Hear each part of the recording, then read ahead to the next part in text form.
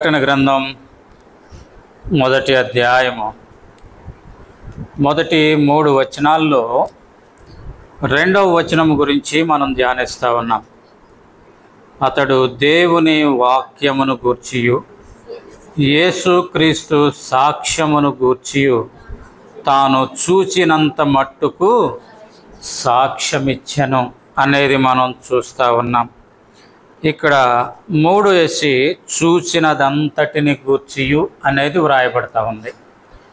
చూచినంత మట్టుకు అంటే ఫుట్నోట్లో 3 వేసి కింద వ్రాయబడిన మాట ఏంటిదంటే చూచినదంతటిని గూర్చియు అని వ్రాయబడింది. కాబట్టి గూర్చియు అతడు ఏం చేస్తూ వచ్చాడంటే సాక్ష్యం ఇచ్చెను అనేటటువంటి మాట మనం చూస్తా ఉన్నాం. ఈ సాక్ష్యం ఇచ్చేటటువంటి దానిలో మనము కొన్ని విషయాలు ధ్యానిస్తూ వచ్చాం. వాటిలో మొదటిది ఏంటంటే ఎలాంటి సాక్ష్యము మనం చెప్పకూడదు అనేది చూసాం. రెండవదిగా మనము ఏవి మన మీద సాక్ష్యము పలుకుతాయి అనేది మనం చూస్తూ వచ్చాం. మనము యేసుక్రీస్తుని గూర్చి లేదా ఆయన వాక్యమును గూర్చిన సాక్ష్యము కలిగి ఉండటము ద్వారా మనకు కలిగే ప్రయోజనం ఏంటి అనేది మనం చూసాం. 4వదిగా మనము ఎలాంటి సాక్ష్యము కలిగి ఉండాలి అనేది చూసాం. 5వదిగా ఎలాంటి సాక్ష్యాన్ని మనము చెప్పాలి అనేటటువంటిది మనం ఈ దినాన్న చూద్దాం. ఎలాంటి సాక్ష్యము మనము చెప్పాలి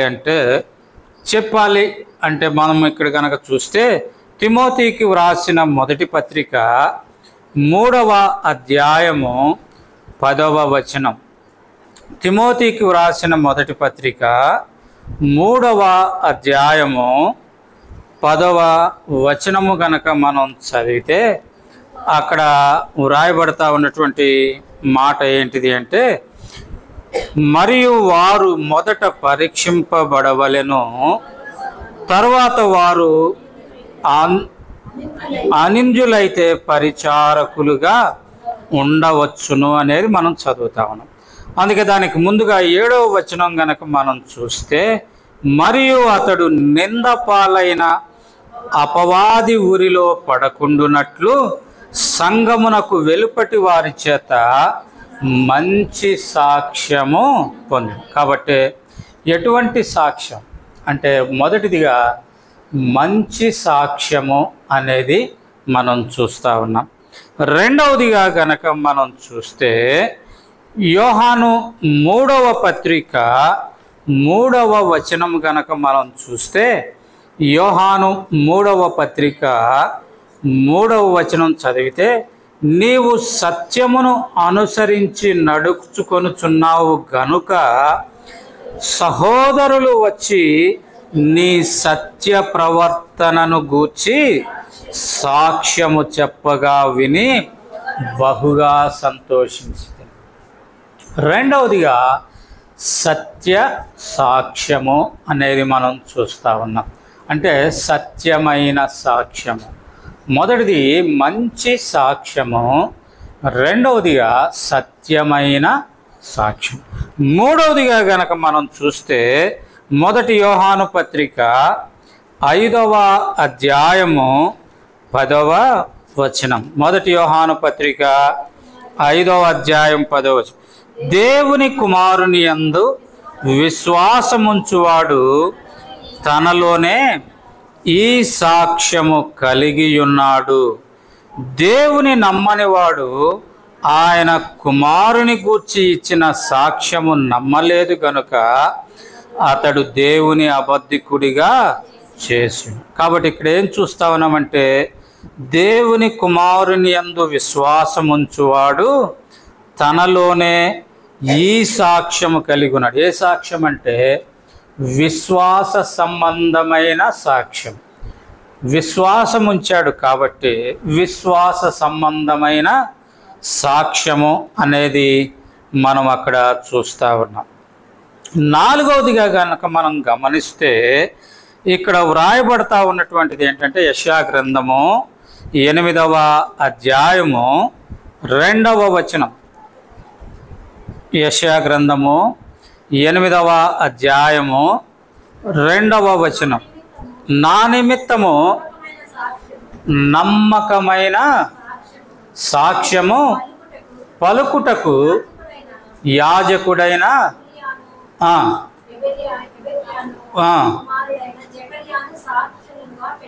జకర్యాను సాక్షులుగా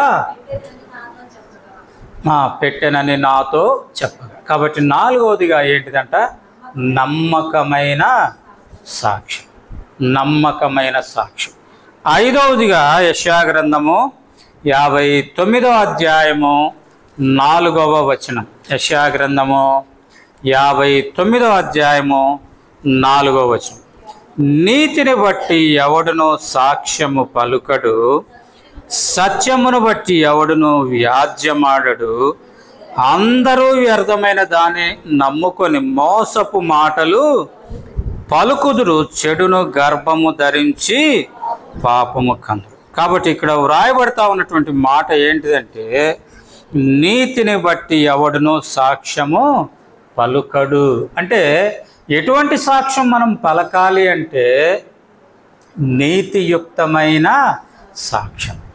నీతియుక్తమైన సాక్ష్యము పలకాలి. ఒకవేళ మనం నీతియుక్తమైన లేదా నీతిని బట్టిన సాక్ష్యము మనము పలుకలేదు అంటే అక్కడ వ్రాయబడతా ఉన్నటువంటి మాట ఏంటిదంటే, సత్యము బట్టి ఎవడును వ్యాజ్యమాడు. అంటే వానిలో సత్యం ఉండదు, సత్యాన్ని బట్టి అతడు వ్యాజ్యమాడడు. అందరూ వ్యర్థమైన దాన్ని నమ్ముకొని ఏం చేస్తా ఉన్నారు? సత్యాన్ని పలకకుండా మోసపు మాటలు పలుకుతా ఉన్నారు. కాబట్టి ఇక్కడేం రాయబడతా ఉందంటే, చెడును గర్భము ధరించి పాపాన్ని గంట. అంటే నీతియుక్తమైనటువంటి సాక్ష్యము మన జీవితంలో లేకుండా అటువంటి సాక్ష్యానికి విరుద్ధమైనది గనక మనం పలికితే మనలో సత్యం ఉండదు, సత్యమును బట్టి మనం మాట్లాడము.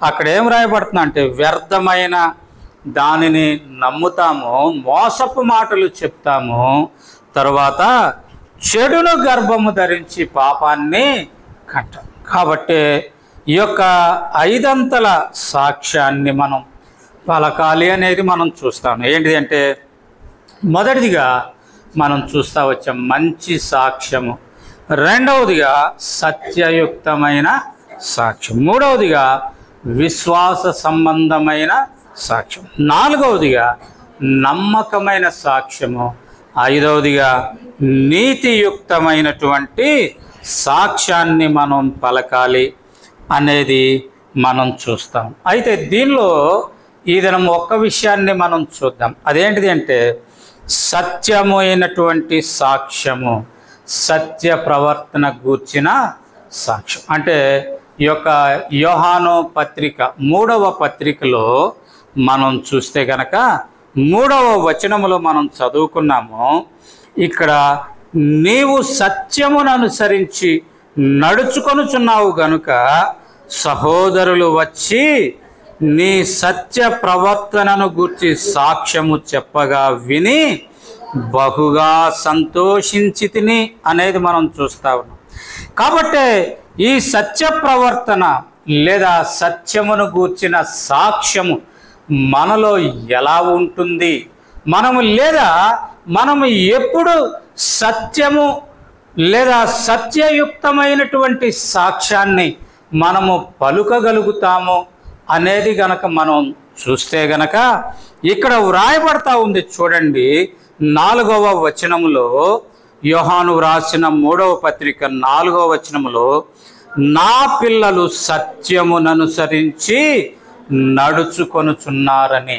కాబట్టి అక్కడ మనం గమనిస్తా ఉన్నాం, ఎప్పుడు మన జీవితంలో సత్య సాక్ష్యం ఉంటుంది లేదా సత్యమైన సాక్ష్యాన్ని మనం ఎప్పుడు పలుకగలుగుతాము అంటే, మొదటిది ఏంటిది అంటే, మన జీవితంలో కలిగి ఉండాల్సినటువంటిది ఏంటిదంటే, మొదటిదిగా సత్యముననుసరించి నడుచడం. సత్యమును అనుసరించినట్లు అంటే ఇందాక మనం పైన చూసాం 3వ వచనంలో, నీ సత్యమును గూర్చిన, నీ సత్య ప్రవర్తనను గూర్చిన. అంటే మన ప్రవర్తన ఎలాంటిదిగా ఉండాలంటే సత్యమైనదిగా ఉండాలి, అసత్యముగా ఉండకూడదు, అబద్ధమైనదిగా ఉండకూడదు అనేది అక్కడ మనం చూస్తూ ఉన్నాం. సత్యమైన ప్రవర్తన లేదా సత్యమైన నడక. రెండవదిగా మనం గమనిస్తే కనుక 12వ వచనములో మనం చూస్తే, ఇదే అధ్యాయము 12వ వచనములో మనం చూస్తే, దేమేత్రియు అందరి వలనను సత్యము వలనను మంచి సాక్ష్యము పొందినవాడు అనేది మనం చూస్తాం. దేన్ని బట్టి పొందాడంట? సత్యము వలన. దేమేత్రి గురించి ఇక్కడ వ్రాస్తూ అంటా ఉన్నాడు, అందరి వలన అంటూ కూడా ఇక్కడ ఏమంటున్నాడు? సత్యము వలన సాక్ష్యము అంటున్నాడు. కాబట్టి సత్యము వలన సాక్ష్యము పొందితేనే మనము సత్యమైన సాక్ష్యాన్ని చెప్పగలుగుతాం. అర్థమైందండి? సత్యము వలన సాక్ష్యము మనం పొంది ఉంటే సత్యమైన సాక్ష్యాన్ని మనం చెప్పగలం. మనమే సత్యమైనటువంటి సాక్ష్యం కలిగి ఉండకుండా, మనమే సత్యమైన నడవడిక లేదా ప్రవర్తన కలిగి ఉండకపోతే మనం ఇతరుల గురించి ఏమి సత్యమైంది చెప్పగలుగుతాం, ఏమి మంచి చెప్పగలుగుతాం అనేది మనము గ్రహించాలనేది ఇక్కడ మనం చూస్తూ ఉన్నాం. తర్వాత మూడవదిగా కనుక మనం చూస్తే ఇక్కడ మొదటి వచనంలో మనం చూస్తూ ఉన్నాం, పెద్దనైన నేను సత్యమును బట్టి ప్రేమించు. కాబట్టి మూడవదిగా మన ప్రేమ ఎలా ఉండాలంటే సత్యమైన ప్రేమ ఉండాలి. సత్యమైన ప్రేమ ఏదో అవసరానికి మన అవసరానికి మనం ప్రయోగించే ప్రేమ కాదు, ఒలకబోసే ప్రేమ కాదు. ఒలకబోసే అనే మాట ఇందాక రాలా, అందుకే మనం ప్రేమ ఎంత ప్రేమ ఒలకబోస్తా ఉన్నాడు అంటాం కదా. అంటే దాని అర్థం ఏంటి? ఈడేదో ఆశించి నా దగ్గరకు వచ్చాడు కాబట్టి ఎంత ప్రేమ ఒలకబోస్తా ఉన్నాడు అంటాం కదా. కాబట్టి మనము ప్రేమించేది ఎట్లా ఉండాలి? సత్యముగా ఉండాలి తప్ప ఏదో ఆశించి లేదా ఏదో అవసరార్థమై మనము లేదా ఏదో సందర్భానుసారమైనదిగా మన ప్రేమ ఉండకూడదు. అదే సమయంలో అసత్యమైనటువంటి ప్రేమ ఉండకూడదు అనేది మనకి ఇక్కడ దేవుడు చెప్తాడు. అందుకే యేసుక్రీస్తు ప్రభువారు ఆయన ప్రేమ ఎలాంటి ప్రేమ అంటే తన ప్రాణాన్ని సైతము పెట్టినటువంటి ప్రేమ. కాబట్టి ప్రేమ ఎలాంటిది అంటే రండి ఒక మాట మనం చూసుకుందాం. పరమగీతముల గ్రంథము గనక మనం చూస్తే పరమగీతములు అక్కడ వ్రాయబడతా ఉన్నటువంటి మాట ప్రేమ గురించి ఏమని వ్రాస్తా ఉన్నాడు అంటే, పరమగీతములలో చూడండి ప్రేమ ఎలాంటిది అంట. పరమగీతములు 4వ అధ్యాయము మనం చూద్దాం. పరమగీతములు 4వ అధ్యాయము మనం ఇక్కడ గనక చూస్తే 10వ వచనం, సహోదరి ప్రాణేశ్వరి నీ ప్రేమ ఎంత మధురము అంటా ఉన్నాడు. కాబట్టి నీ ప్రేమ ఎలాంటిది అంట? మధురమైనటువంటి ప్రేమ అంట, మధురమైన ప్రేమ. రెండవదిగా ఈ ప్రేమ ఎలాంటిది అంటే చూడండి 8వ అధ్యాయములో మనం చూస్తే 7వ వచనములో చివరి వచనం, ప్రేమకై ఒకడు తన స్వాస్యమంతా ఇచ్చినను అంటున్నాడు. అంటే దాని అర్థం ఏంటిదంటే ప్రేమకై ఒకడు తన స్వాస్థ్యమంతా ఇచ్చాడు అనేది మనం అక్కడ చూస్తూ ఉన్నాం. మూడవదిగా మనం గనక గమనిస్తే ఆ ప్రేమ ఎలాంటిది అంటే ఇక్కడ నాకు చూసినటువంటి రీతిగా 4వ అధ్యాయము ఈ యొక్క 10వ వచనములో 3వ లైన్లో ద్రాక్షారసము కన్నా నీ ప్రేమ ఎంత సంతోషము అనేది మనం అక్కడ చూస్తూ ఉన్నాం. ద్రాక్షారసము కన్నా నీ ప్రేమ ఎంత సంతోషము అనేది చూస్తూ ఉన్నాం. 4వదిగా కనుక మనం అక్కడ చూస్తే 1వ అధ్యాయము చూడండి, మొదటి అధ్యాయము 3వ వచనములో నీవు పూసుకొను పరిమళ తైలము సువాసన గలది అంటా ఉన్నాడు. ఇక్కడ చూస్తా ఉన్నాం చూడండి 4వ వచనంలో చివరి మాటలో ఇక్కడ చూసి ద్రాక్షారసము కన్నా నీ ప్రేమను ఎక్కువగా స్మరించదము, యథార్థమైన మనస్సుతో వారు నిన్ను అంటే ప్రేమ ఎలాంటిదంటే యథార్థమైనది అనేది మనం అక్కడ చూస్తా ఉన్నాం. 5వదిగా గనక మనం గమనిస్తే ఆ ప్రేమ ఎలాంటిది అంటే చూడండి, ఇక్కడ మనం చూస్తా ఉన్నాం 7వ వచనములో 8వ అధ్యాయం 7వ వచనం 8వ అధ్యాయం అగాధ సముద్ర జలము ప్రేమను ఆర్పజాలదు అనేది మనం చూస్తా ఉన్నాం. నదీ ప్రవాహములు దాని ముంచివేయజాలవు అనేది మనం అక్కడ చూస్తా ఉన్నాం. అంటే ప్రేమ అలా ఉంటుంది. ఎవరు ఎన్ని చెప్పినా ఏమి చేసినా సరే, ఒకవేళ నదీ ప్రవాహాలన్నీ వచ్చినా కానీ కప్పివేసినా కానీ ఆ ప్రేమ ఎలాంటిదంట, ఆ ప్రేమ మరచిపోనటువంటి ప్రేమగా ఉంటుంది. నిజమైన ప్రేమ అయితే మరచిపోనటువంటిదిగా ఉంటుంది. అగాధ సముద్ర జలము దానిని ఏం చేస్తంట, ఆర్పివేయలేదంట. అగాధ సముద్ర జలం, సముద్రంలో ఉన్నటువంటి జలాలన్నీ వచ్చి మీద పడ్డా కానీ మనం ఉంచినటువంటి ఆ ప్రేమ మారిపోదంట, అది నిజమైనటువంటి ప్రేమ. 6వదిగా మనం గనక చూస్తే ఇక్కడ మనం చూస్తా ఉన్నాం చూడండి, 6వదిగా మనం చూస్తే ఇదే 8వ అధ్యాయము 6వ వచనములో ప్రేమ మరణమంత బలమైనటువంటిది అనేది మనం చూస్తాం. ప్రేమ ఎలాంటిదంట, మరణమంత బలమైనది అనేది మనం అక్కడ చూస్తా ఉన్నాం. బలమైనది అనేది అంటే మరణం వచ్చినా సరే ఆ ప్రేమ మారదు, అది బలమైనటువంటి ప్రేమ. మరణము కూడా ఆ ప్రేమను చంపివేయలేదండి. అంత బలము కలిగినటువంటిది ప్రేమ, అంత బలము కలిగినటువంటిది ప్రేమ. 7వదిగా మనం చూస్తే ఈ యొక్క మొదటి అధ్యాయంలో మనం చూస్తాం 4వ వచనం చివరి లైన్లో యథార్థమైన మనస్సుతో వారు నిన్ను ప్రేమించుచున్నారు. అంటే వారు అంటే అక్కడ ఏముంది, సహవాసం ఉంది, లేదా సంఘం ఉంది. అంటే ఒకరిని ఒకరు ప్రేమించేది ఉంది, ఆదుకునేది ఉంది అనేది మనం చూస్తాం. కాబట్టి ఈ ప్రేమ మనం ఎక్కడ చూడగలమంటే దేవాతి దేవుడు, ఆ దేవుని కుమారుడైనటువంటి ఆ యేసుక్రీస్తు ప్రభువులో మనం చూడగలుగుతాం. ఆ ప్రభు భూలోకానికి ఎలా వచ్చాడంటే తండ్రి కుడి పార్శ్వాన కూర్చుండుట విడిచిపెట్టకూడని భాగ్యం. అంటే తండ్రి కుడి పార్శ్వాన కూర్చోవటం విడిచిపెట్టకూడని భాగ్యం అంటే ఎందుకంటే కోటాను కోట్ల దేవదూతల యొక్క స్తుతులు విడిచిపెట్టాడండి.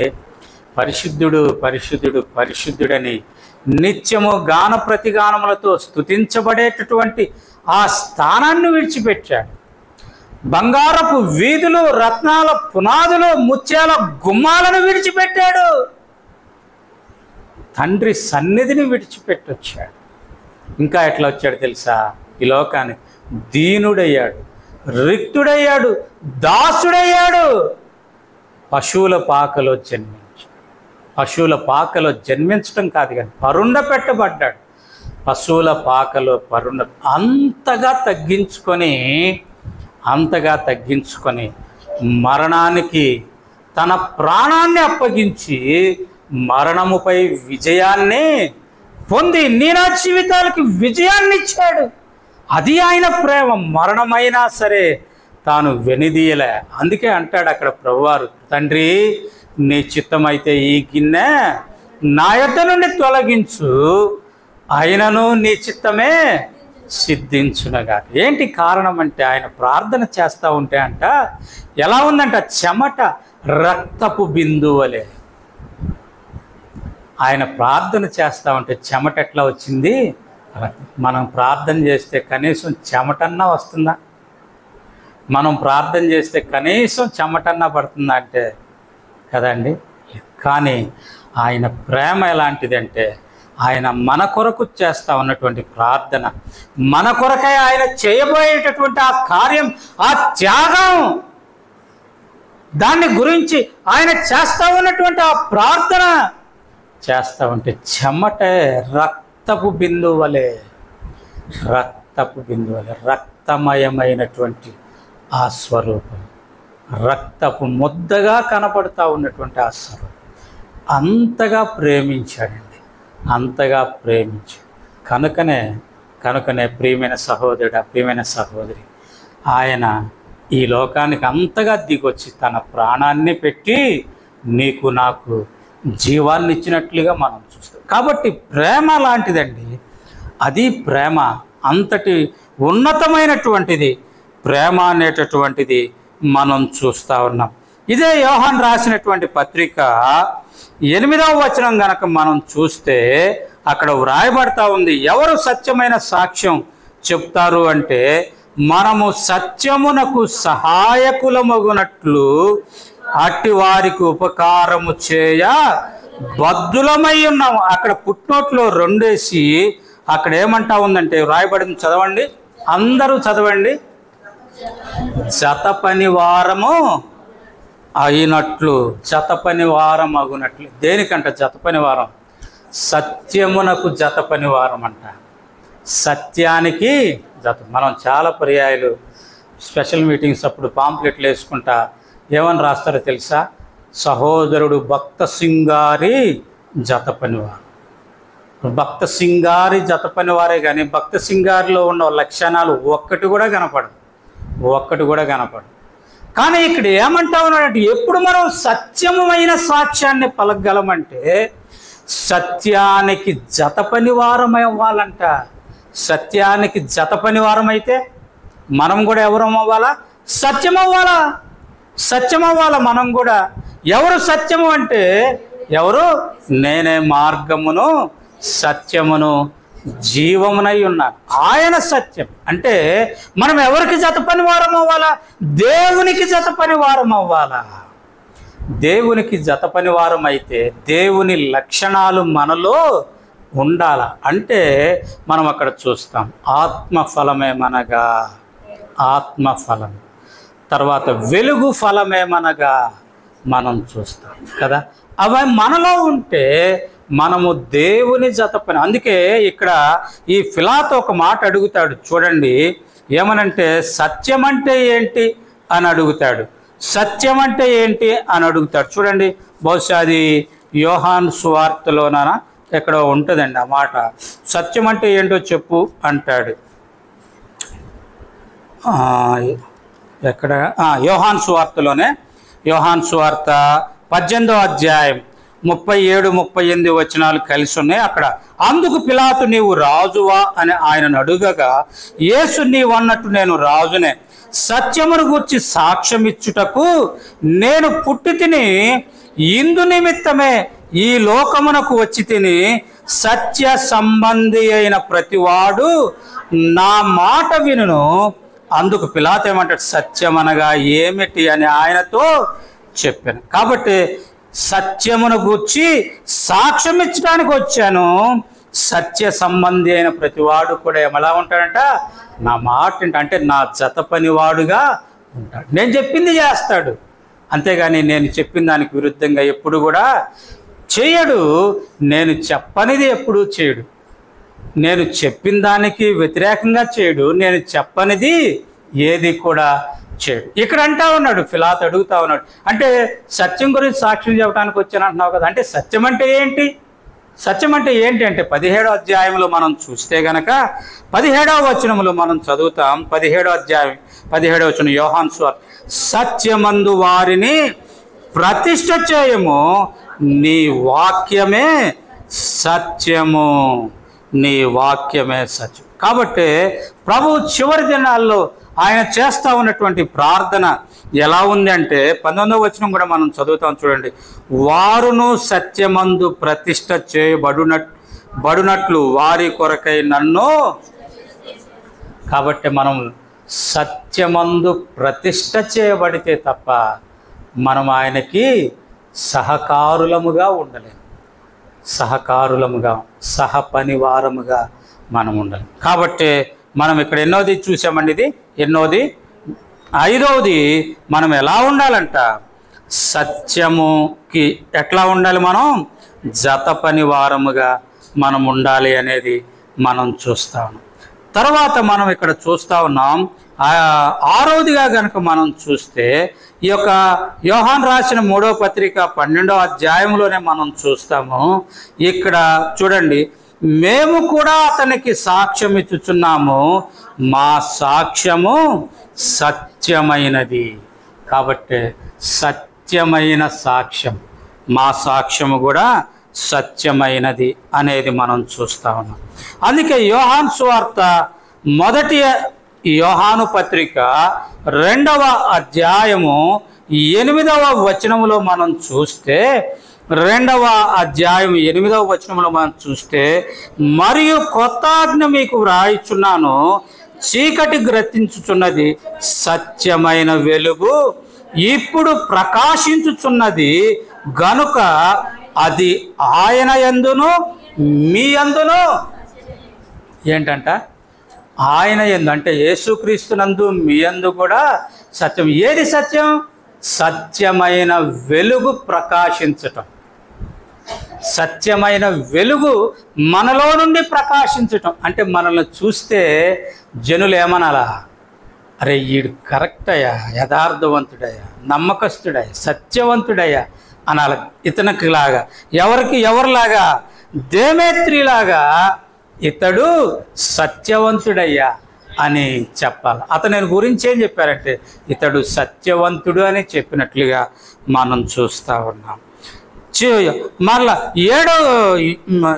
7వదిగా కనుక మనం చూస్తే ఈ యొక్క మొదటి యోహాను పత్రిక 2వ అధ్యాయము 27వ వచనాన్ని కనుక మనం చదివితే, మొదటి యోహాను పత్రిక 2వ అధ్యాయము 27వ వచనం చదివితే, అయితే ఆయన వలన మీరు పొందిన అభిషేకము మీలో నిలుచుతున్నది గనుక ఎవడును మీకు బోధింపనక్కరలేదు.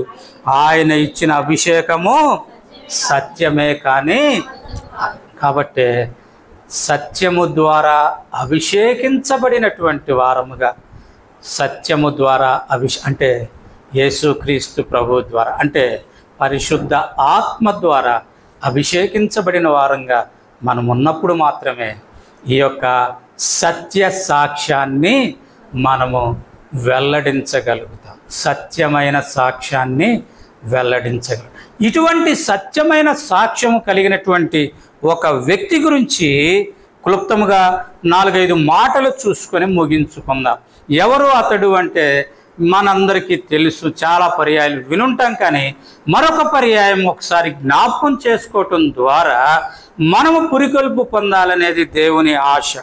ఏంటిది అంటే ఎవరు అంటే యోహాను రాసిన ఈ యొక్క 3వ పత్రికలో, ఈ యొక్క 3వ పత్రికలో ఎవరి గురించి వ్రాయబడతా ఉందంటే, ఎవరికి వ్రాయబడిందంటే ఈ పత్రిక గాయు గురించి వ్రాయబడతా ఉంది. గాయు గురించి వ్రాయబడతా ఉంది. ఇతడు ఎలాంటి వాడు అనేది గనక మనం చూస్తే, ఇతడి గురించి వ్రాయబడినటువంటి మాట మనం చూస్తూ ఉన్నాం. చూడండి, ఇతడి గురించి వ్రాయబడతా ఉన్నటువంటి మాట ఏంటిదంటే 6వ వచనములో మనం చదువుతా ఉన్నాం, వారు నీ ప్రేమను గూర్చి సంఘము ఎదుట సాక్ష్యం ఇచ్చారు. కాబట్టి అతడు ఎలాంటి వాడంట? ప్రేమ కలిగిన వాడు. కాబట్టి ఆయన ప్రేమ గురించి సంఘము ఎదుట సాక్ష్యం ఇచ్చారు అనేది మనం చూస్తాం. రెండవదిగా అతడు ఎలాంటి వాడు అంటే 3వ వచనములో, నీవు సత్యమును అనుసరించి నడుచుకొనుచున్నావు గనుక సహోదరులు వచ్చి నీ సత్య ప్రవర్తనను గూర్చి సాక్ష్యము చెప్పగా విని బహుగా సంతోషించుకుని. కాబట్టి యోహాను ఎంతగా సంతోషపడ్డాడంటే అంటా ఉన్నాడు ఇక్కడ, నేను బహుగా సంతోషపడ్డానయ్యా గాయు నీ యొక్క సత్య ప్రవర్తన. అంటే అతడు ఎలాంటి వాడంటే మొదటిది ప్రేమ కలిగినటువంటి వాడు, రెండవది అతడు ఎలాంటి వాడంటే సత్యవంతుడు లేదా యథార్థవంతుడు అనేది మనం అక్కడ చూస్తూ ఉన్నాం.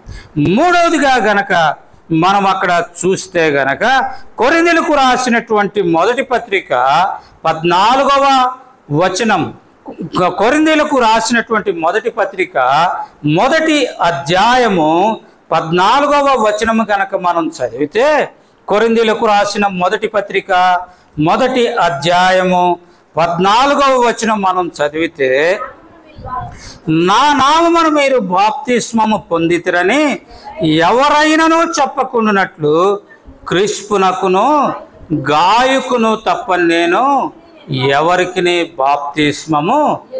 అంటే మూడవదిగా అతడు ఎలాంటి వాడంటే బాప్తిస్మము పొందిన. అంటే బాప్తిస్మం అంటే యేసుని గూర్చి సాక్ష్యం ఇచ్చిన వాడు కదా. మనం బాప్తిస్మం తీసుకుంటా ఉన్నామంటే అర్థం ఏంటంటే లోకానికి, లోక ఆశలకు నేను చనిపోతా ఉన్నాను, పాపానికి నేను చనిపోతా ఉన్నాను, నేను క్రీస్తు నిమిత్తము బ్రతుకుతా ఉన్నాను, నేను క్రీస్తు బిడ్డని అని సాక్ష్యం. అంటే దాని అర్థం ఏంటిదంటే బాప్తిస్మం పొందాడు, నేను క్రీస్తుకు చెందినవాడను అని బహిరంగంగా చెప్పినట్లు. కాబట్టి గాయులో ఉన్న మూడవ లక్షణం ఏంటంటే క్రీస్తుని గూర్చిన సాక్ష్యము కలిగినటువంటి వాడు అనేది మనం చూస్తాం. నాలుగవదిగా రోమీయులకు రాసినటువంటి పత్రిక 16వ అధ్యాయము 23వ వచనం. రోమా పత్రిక 16వ అధ్యాయము 23వ వచనం. నాకును యావత్ సంగమునకును ఆదిత్యమిచ్చు గాయు మీకు వందనములు. కాబట్టి నాలుగవది ఏంటంట, ఎవరు ఇతనిలో ఉన్న నాలుగవ లక్షణం ఏంటంటే ఆతిథ్యం ఇచ్చేటటువంటి వాడు, ఆతిథ్యం ఇచ్చేటటువంటి వాడు. కాబట్టి మనం చదువుతాం, ఎరుగకయే మనం దేవదూతలకు ఆతిథ్యం ఇస్తాం కదా. మనం అనేక పర్యాయాలు ఇతరులకు సహాయపడినప్పుడు మనకు తెలియకుండానే దేవుడు అంటా ఉన్నాడు ఆతిథ్యం ఇచ్చాడు అంటాం. అందుకే మనం ఇక్కడ చూస్తాం ఒక మాట, మత్తయి సువార్త 25వ అధ్యాయంలో, మత్తయి సువార్త 25వ అధ్యాయము 34వ వచనం అనుకుంటా, ఒకసారి చూడండి. 25వ అధ్యాయము 34వ వచనములో, అప్పుడు రాజు తన కుడివైపునున్న వారిని చూచి, నా తండ్రి చేత ఆశీర్వదింపబడిన వారులారా రండి, లోకము పుట్టినది మొదలుకొని మీ కొరకు సిద్ధపరచబడిన రాజ్యమును స్వతంత్రించుకొనుడి. నేను ఆకలి గొంటిని, మీరు నాకు భోజనం పెట్టిరి, దప్పిగొంటిని, నాకు దాహం ఇచ్చిరి, పరదేశినయుంటిని, నన్ను చేర్చుకొంటిరి, దిగంబరినయుంటిని, నాకు బట్టలిచ్చిరి, రోగినయుంటిని, నన్ను చూడవచ్చిరి, చెరసాల్లో ఉంటిని, నా యొద్దకు వచ్చితిరని చెప్పాను. అందుకు నీతిమంతులు, ప్రభువా, ఎప్పుడు నీవు ఆకలిగొని ఉండుట చూచి నీకు ఆహారం ఇచ్చుతిమి, నీవు దప్పికొని ఉండట చూచి ఎప్పుడు దాహం ఇచ్చుతిమని చెప్తూ ఉంటే, చివరిలో అంటారు, ఇక్కడ 40వ వచనానికి వచ్చేటప్పటికి అంటాడు, మిక్కిలి అల్పులైన ఈ నా సహోదరులలో ఒకనికి మీరు చేసితిరి గనుక నాకు చేసితిరని నిశ్చయముగా మీతో. ఎంతమందికి చేశారండి వీళ్ళు? మిక్కిలి అల్పులైన ఈ నా సహోదరులు ఒక్కరికి చేశారు. కాబట్టి ఎవరికి చేశారు? నాకు చేశారయ్యా మీరు. అందుకే రండి ఏమంటున్నాడు, ఇదిగో మీ కొరకు సిద్ధపరచబడిన రాజ్యాన్ని స్వతంత్రించుకోండి అంటా ఉన్నాడు. కనుక ప్రియమైన సహోదరుడు, ప్రియమైన సహోదరి, అనేక పర్యాయాలు మనకు తెలియకనే కదా పేదవాళ్ళు వచ్చినప్పుడు వాళ్ళకి ఆహారం పెడతాం. వాళ్ళకి దప్పికైతే అయ్యా వచ్చి నేను కూడా నాకు అనుభవం ఉంది. కొన్ని పర్యాయాలు ఆ ప్రాంతాలకు వెళ్ళినప్పుడు, ఎండ ప్రాంతంలో వెళ్ళినప్పుడు ఎవరైనా బయట నిలబడితే కొంచెం మంచినీళ్ళు ఎవరంటే వాళ్ళు మంచినీళ్ళు ఇచ్చేటటువంటి, అంటే స్వార్థకి అట్లా వెళ్ళినప్పుడు దాహమైనప్పుడు మంచినీళ్ళు ఇరా అంటే చక్కగా వాళ్ళు గబగబా తీసుకుని వచ్చి మంచినీళ్ళు ఇచ్చేవారు. కాబట్టి ఆ రీతిగా మనం పేదవాళ్ళు వస్తే అమ్మ ఒక చీర ఇమ్మనంటే మన దగ్గర ఉన్నటువంటి మనం వాడుకున్నయే కావచ్చు గాక ఇచ్చే మనస్సు మనకు ఉండాలా. ఇచ్చే మనస్సు మనకుంటే మనం వారికి ఇస్తాం. దాన్ని బట్టి ప్రభు అంటా ఉన్నాడు, ఇదిగో ఒక్కడికి నాకు ఈ నా సహోదరులు ఒకరికి చేశారు కాబట్టి నాకు ఇచ్చేసి. కాబట్టి గాయు ఎలాంటి వాడంట ఆతిథ్యం ఇచ్చేటటువంటి వాడు, లేదా సహాయపడేటటువంటి లక్షణము కలిగినటువంటి వాడు అనేటటువంటిది మనం ఇక్కడ చూస్తూ ఉన్నాం. తర్వాత 5వది గనక మనం గమనిస్తే అపోస్తలుల కార్యము 19వ అధ్యాయము 29వ వచనం గనక మనం చూస్తే, అపోస్తలుల కార్యము 19వ అధ్యాయము 29వ వచనాన్ని గనక మనం చూస్తే అక్కడ వ్రాయబడతా ఉంది, పట్టణము బహు గలిబిలిగా ఉండెను, మరియు వారు పౌలుతో ప్రయాణమై వచ్చిన మాసిదోనియా వారైన గాయును అరిస్టర్కును పట్టుకొని దొమ్మిగా నాటకశాలలో చొరబడిరి అనేది మనం అక్కడ చూస్తూ ఉన్నాం. కాబట్టి అక్కడ ఎలా వచ్చారంట, గాయును అరిస్టర్కును పట్టుకొని దొమ్మిగా నాటకశాలలో అంటే క్రీస్తు నిమిత్తమై శ్రమపడినవాడు, లేదా క్రీస్తు నిమిత్తమై పట్టబడినవాడు. కనుక అనేక పర్యాయాలు మన జీవితాల్లో కష్టము శ్రమ ఎదురైనప్పుడు ప్రభా ఎందుకు నాకు ఇది అనేది మనం అంటాం. కానీ ఒక విషయాన్ని మనం మర్చిపోతూ ఉన్నాం. ఏంటిది అంటే చూడండి, ఒకసారి పేతురు పత్రికలో అనుకుంటా ఒక మాట చూద్దాం. అది మనకి ఎంతైనా ఉపయోగకరంగా ఉంటుంది. ఎందుకంటే ఈనాడు మనం గమనిస్తూ ఉన్నటువంటి బోధలు ఆ రీతి దానికి వ్యతిరేకమైనవిగా ఉంటా ఉన్నాయి. చూడండి 4వ అధ్యాయం, మొదటి పేతురు పత్రిక 4వ అధ్యాయము 16వ వచనం, ఎవడైనను క్రైస్తవుడైనందుకు బాధ అనుభవించిన అతడు సిగ్గుపడక ఆ పేరును బట్టి దేవునిని మహిమపరచాలి. కాబట్టి ఈనాడు అనేకులు బోధించే బోధ ఏంటంటే, మీరు గనక క్రైస్తవులైతే మీకు రోగాలు ఉండవు, మీరు గనక క్రైస్తవులైతే శ్రమలు ఉండవు, మీరు గనక క్రైస్తవులైతే మీరు బిల్డింగులు కట్టుకోవచ్చు, మీరు గనక క్రైస్తవులైతే మీకు ఉద్యోగాలు వచ్చేస్తాయి, మీరు గనక క్రైస్తవులైతే మీకు భార్య దొరికిద్ది, మీకు బిడ్డలు రకరకాలు ఉన్నాయి వాస్తవమే. వాటితో పాటు శ్రమలు కూడా ఉన్నాయి అనేది మనం మర్చిపోతా ఉన్నాం. క్రీస్తు నిమిత్తమైనటువంటి శ్రమ ఉంది అనేది మనం మర్చిపోతాం. అందుకే ఇక్కడ వ్రాయబడింది, క్రైస్తవుడైనందుకు బాధ అనుభవించిన లేదా శ్రమ అనుభవించిన మనము దానిని బట్టి దేవుడిని ఏం చేయాలా, మహిమపరిచే వారంగా ఉండాలా. మహిమపరిచినప్పుడే దేవుడు సంతోషపడతాడు. ఆ కారణం చేతనే క్రీస్తుని బట్టి ఆనాడు అపోస్తలులందరూ కూడా హతసాక్షులవుతూ వచ్చారు. ఆ తదనంతరం ఎంతోమంది ప్రజలు దేవుని కొరకై హతసాక్షులయ్యారు. ఈనాటికి హతసాక్షులు అవుతా ఉన్నారు. దేవుని కొరకై హింసింపబడతా ఉన్నారు. కనుక ప్రియమైన సహోదరుడా, ప్రియమైన సహోదరి, ప్రభు కొరకై మనం ఆ రీతిగా గాయువలే శ్రమ అనుభవించటానికి సైతము సిద్ధపడిన వారంగా మనం ఉండాలనేది దేవుని యొక్క మాటగా మనం అక్కడ చూస్తూ ఉన్నాం. తర్వాత 6వదిగా కనుక మనం చూస్తే ఇక్కడ మనం చూస్తూ ఉన్నాం, 6వ వచనంలో మనం చూస్తూ ఉన్నాం, వారు నీ ప్రేమను గురించి సంఘం ఎదుటి సాక్ష్యం ఇచ్చిరి, వారు అన్యజనుల వలన ఏమీ తీసుకొనక ఆయన నామము నిమిత్తము బయలుదేరి గనక దేవునికి తగినట్లుగా నీవు వారిని సాగనంపిన ఎడల నీకు యుక్తముగా ఉండును. కాబట్టి ఇక్కడ మనం చూస్తూ ఉన్నది ఏంటంటే, అతడు ఎలాంటి వాడంటే దేవునికి తగినట్లుగా, అంటే ఉపకార ధర్మముతో వారిని సాగనంపినట్లుగా మనం చూస్తాము. ఉపకార ధర్మం, ఇందాక సహాయపడటం అనేది మనం చూస్తూ వచ్చాం. అదే సమయంలో ఇక్కడ మనం చూస్తూ ఉన్నాం, చూడండి, అతడు మంచి సాక్ష్యము కలిగినటువంటి వాడు అనేది కూడా మనం చూస్తాం. ఇక్కడ మనం పైన 3వ వచనంలో చూసాం, అతడు సత్య సాక్ష్యం అంటే మంచి సాక్ష్యము కలిగిన వాడు. చివరిగా 7వదిగా మనం గమనిస్తే అతడు ఎలాంటి వాడు అనేది మనం వ్రాయబడతా ఉందంటే, అతడు విశ్వాసికి తగినటువంటి జీవితము కదా. ఇక్కడ 5వ వచనంలో మనం చూస్తా ఉన్నాం, ప్రియుడా వారు పరదేశులైనను సహోదరులుగా ఉన్న వారికి నీవు చేసినదెల్లా విశ్వాసికి తగినట్లుగా చేయొచ్చు. కాబట్టి విశ్వాసికి తగినటువంటిదిగా చేస్తాం. కాబట్టి అంటే ఇక్కడ ప్రశ్న ఏంటి? విశ్వాసికి తగినట్లుగా అంటే విశ్వాసి ఏం చేయాలా కదా? విశ్వాసి ఏం చేస్తాడు?